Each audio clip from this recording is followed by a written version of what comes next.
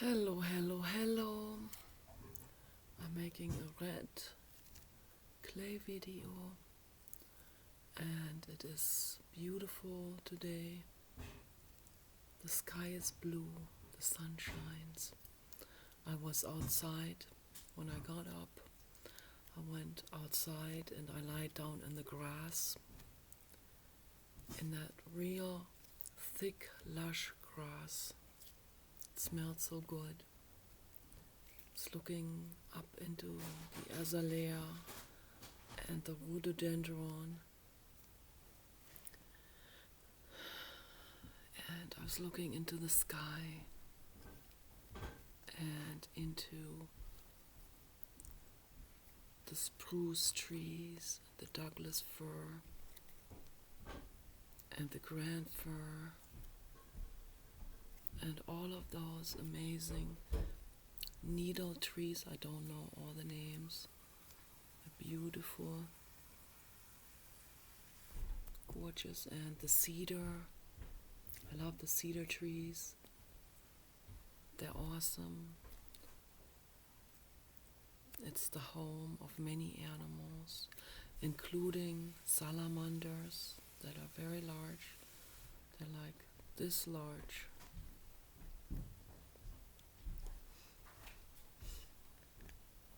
There was one salamander that was so large, a Pacific giant salamander. That salamander was bigger than this. That salamander was twice as big as this here. And like a sort of like a gray color, like an alien, like the alien grays. Looked a little bit like that, but cuter. Was real big, fat hands, and hands like this here, but I think the thumb was further up. And the feet were the same. And he was walking real slowly. And I was sitting there on that side of the forest behind the house. That one day, when was that? 2015.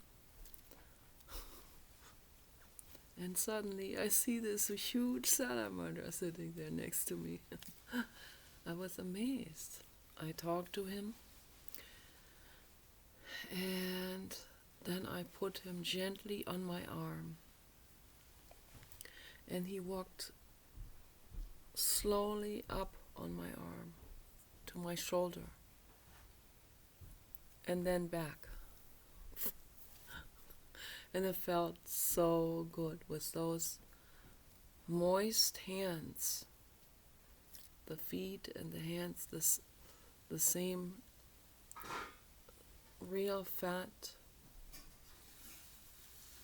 pudgy baby hands, walking up and down on my arm. It felt so good. And the whole body was moist and like rubber. And I gently petted him. And he had these eyes that were sticking out the side. And he was probably kind of wondering what's going on, who I am and why I'm there and why my body is warm. So it was a very nice experience. So I recommend to people to go out in nature. There's a therapist, a licensed therapist in England, who helps people heal mental illness, including very severe cases of schizophrenia. It's on YouTube. I forgot the name now. It's been a while back since I I think it was around 2011 when I researched that. So I lost track of that now, but I'll never forget the documentary film about his work. So I'm amazed there's still some wild places left in England, and he takes people there. And he had this one lady that was hearing voices, and it was very severe schizophrenia, and this one school bully that bullied her. The energy of that was glued to her, and it seemed to her like he kept on talking to her in her head, bullying her, and really awful. That's what bullying can do. Bullying is a very severe form of violence, and we need to dissolve it. We need to end that. Sticks and stones can hurt someone, and words can hurt someone too, just the same way, and maybe worse. Okay, so he took that lady to a waterfall, a small waterfall. Yeah. So he said, go ahead and put your head under that waterfall. It was during the summertime. The water was cold, but not too cold. And she did that, and she let her long hair just hang down under that waterfall, getting all wet and flowing with the waterfall, getting the water, the cold water on her face and her brain, her battered brain. And it felt so good, you know. It felt so energizing, and the energy of this natural place was so pure and pristine and so kind-hearted, so unconditionally loving. And that is what she needed. She needed this unconditional love from nature, from the animals, and from her therapist. That is what she would have needed from her own mother, who, when she was a child, was not able to give that to her.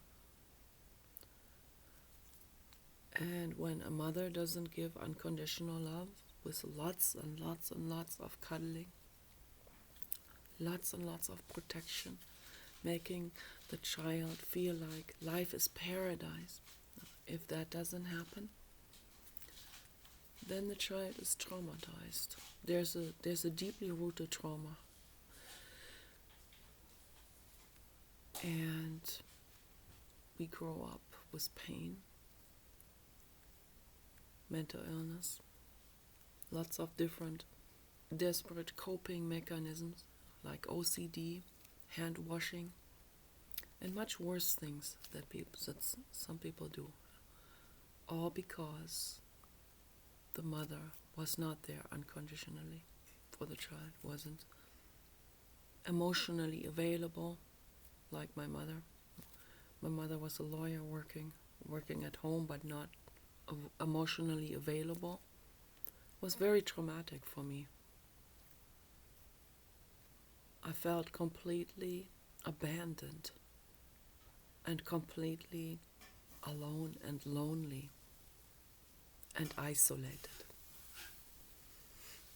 And that feeling has accompanied me throughout my whole life, and I had to deal with it, and I had to try to fix it myself. I had to try to heal it as good as I could.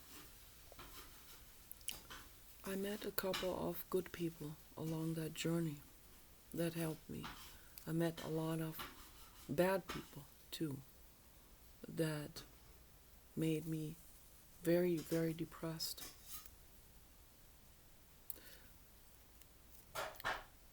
So that's why I say to everyone out there, when you have a child, a baby, a human baby or an animal baby, you have to be there for that baby, the animal or the human, You have to be there completely, unconditionally.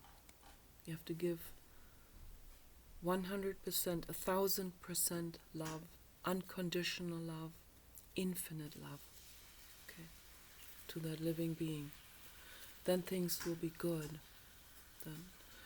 And a lot of people are not really able to do it. So, and my message to them is when they are suffering, when they are not really clear in the head, in terms of what is the meaning of life. If you can't answer that question right away, then there's trauma. And when there's trauma, people should not have children. So they should work that out first. And I don't recommend to put more children into this world. The world is harsh. We have overpopulation, we have pollution, global warming, toxicity. Ecosystems are shifting and things are in a lot of chaos right now on planet Earth. There are many species of animals dying, also mammals. Species dying out, becoming extinct because of hunting and other terrible actions done by humans. Okay, we need to become very aware about this. So it's not a good place to put children into. So, and for anyone who wants it so badly, work on your emotional pain first. Very important. Go into meditation. Listen to meditation videos like those by Jiddu Krishnamurti, Dr. David Bohm. Very important. And Eckhart Tolle and Pema Chodron and Chogyam Trungpa Rinpoche and Nisargadatta Maharaj. There are many good people, many good teachers. Don't make it into religion, don't make them into a guru. Listen to them, let them help you, let them soothe you. That's what we need to do. Okay. Learn and investigate and find out for yourself what if that's true, what anyone claims and suggests, and a lot of people that have a lot to say, and then listen, investigate it for yourself.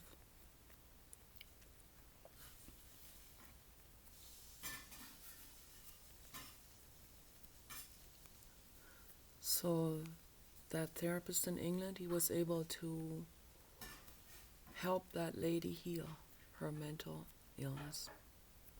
That's remarkable. And I heard some other people, amazing people, that were able to help people with severe schizophrenia. There was a woman that had DID, dissociative personality disorder. It's a very severe case of schizophrenia where the mind splits up into different characters, different personalities. And there was a therapist who was able to help her. Because she did all kinds of things with her, also hiking and nature, and going onto a boat and onto a lake. And most of all, she gave her unconditional love. And that is the most important thing. So the minutes are running out. I'm going to have to